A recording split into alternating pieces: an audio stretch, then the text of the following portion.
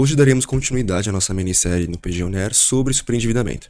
Na semana passada definimos como o superendividamento se caracteriza e como que a lei enxerga o Instituto.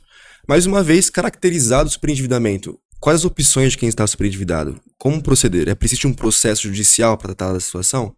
É sobre isso que a gente vai falar aqui hoje. Sou Pedro Lucas, estagiário do PG Law, e começa agora mais um episódio do PG UNER.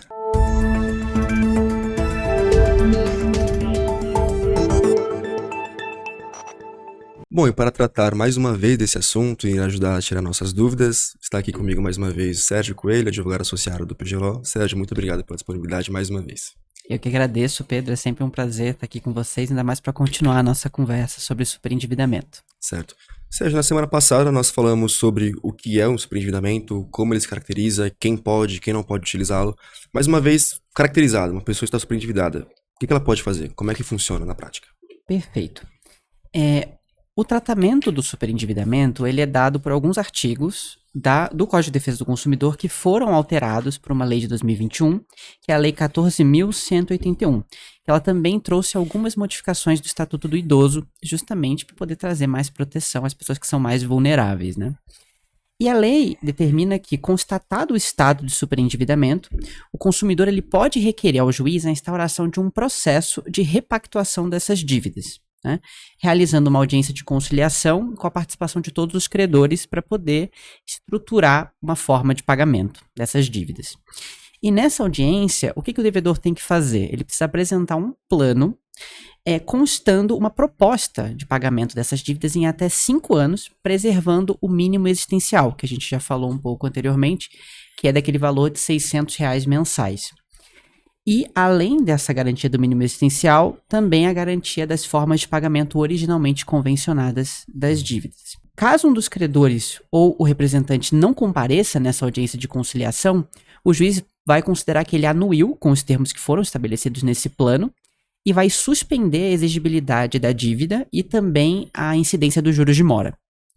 E esse plano apresentado pelo devedor, ele tem que conter uma série de previsões, como suspensão ou não dos processos judiciais de cobrança, né, dessas dívidas, a exclusão do nome do devedor dos cadastros de inadimplentes, como Serasa, SCPC, e também o dever de abstenção de práticas que piorem o estado patrimonial, como contratação de mais empréstimos.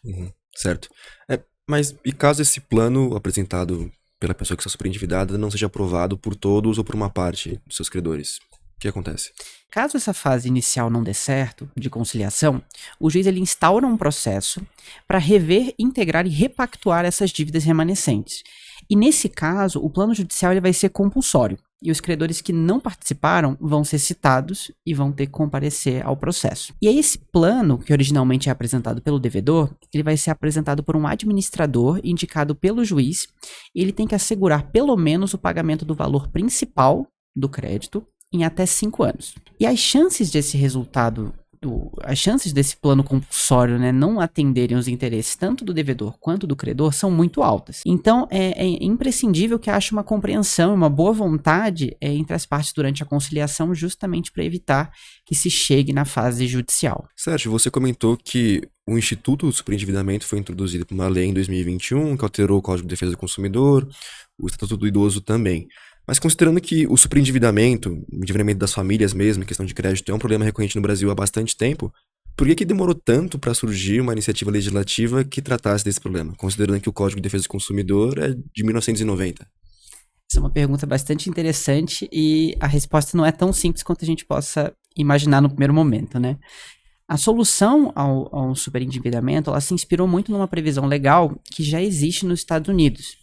Porque lá a recuperação judicial e a insolvência dos consumidores, pessoas físicas, elas são tratadas numa mesma lei, que é o Bankruptcy Code. E não por acaso esses institutos acabam tendo elementos em comum, são bem parecidos, né? O mercado de crédito pessoal no Brasil, ele infelizmente sempre foi marcado, né, particularmente no passado, por algumas condutas abusivas por parte dos fornecedores, das instituições financeiras, que prestavam informações insuficientes, faziam ofertas de créditos com juros abusivos, créditos a pessoas já endividadas ou até mesmo com o objetivo de gerar o endividamento. Já faz um certo tempo que há iniciativas para coibir esse tipo de prática abusiva, como a criação do Sistema Nacional de Defesa do Consumidor, que é prevista lá na redação original do Código de Defesa do Consumidor, e que consiste num conjunto de órgãos da administração pública que é responsável justamente por verificar e fiscalizar esse tipo de situação. Só que, mesmo com a instauração desse sistema de proteção do consumidor, era uma proteção insuficiente. E a gota d'água que pressionou o Congresso para aprovar a lei referente ao superendividamento foi justamente a pandemia da Covid-19.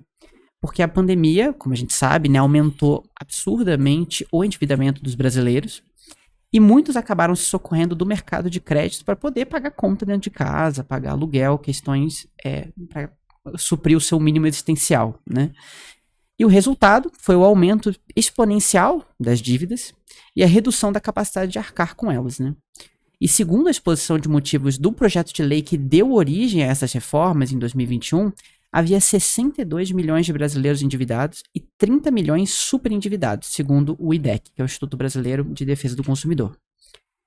E não fosse o bastante a gente ter um número enorme de pessoas endividadas, a inadimplência também aumentou assustadoramente, chegando a 68% dos consumidores após a pandemia em 2021.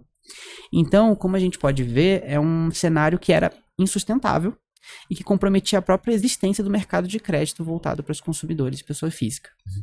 Certo. E, Sérgio, uma vez introduzidas essas mudanças nas legislações, quais os efeitos que nós temos a partir disso? Então, as novidades que foram trazidas pela Lei 14.181, né, que trouxe o Instituto do Superendividamento, ainda não são muito conhecidas, né, e faltam pesquisas empíricas que tenham como objetivo a análise dos resultados práticos dessa lei, especialmente os impactos econômicos, né.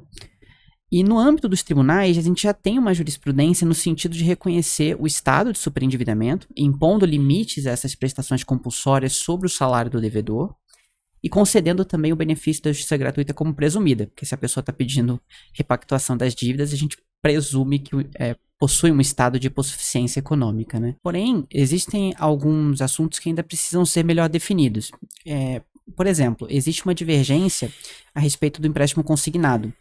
Ele é regrado por uma lei específica e se ele estaria sujeito à repactuação com base no Instituto do Superendividamento. Bom, e para finalizar, quais dicas, quais recomendações você dá para quem se encontra nesse estado de superendividamento? Bom, minha maior recomendação é que, num primeiro momento, essa pessoa procure uma assessoria jurídica especializada que vai poder orientar melhor a pessoa para verificar quais tipos de soluções podem ser adotadas no caso. Se essa pessoa cumpre os requisitos da lei para poder eventualmente fazer um plano de repactuação com base na lei do superendividamento, ou se alguma outra medida de reestruturação patrimonial, renegociação de dívidas diretamente com os credores, qual medida exatamente que pode ser adotada no caso concreto para solucionar o problema.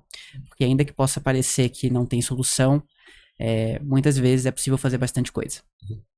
Certo. Sérgio, muito obrigado pela sua participação novamente. Encerramos aqui nosso último episódio dessa minissérie sobre o superendividamento. Tenho certeza que trouxemos muitos temas interessantes a respeito desse assunto e tiramos muitas dúvidas dos nossos ouvintes.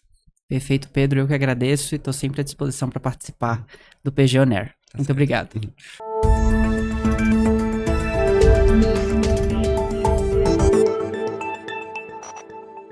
Muito obrigado a você também de casa que assistiu mais esse episódio. Se você gostou, não esqueça de dar um gostei, assinar o nosso canal, ver os nossos outros conteúdos, seguir também a gente nas outras redes sociais.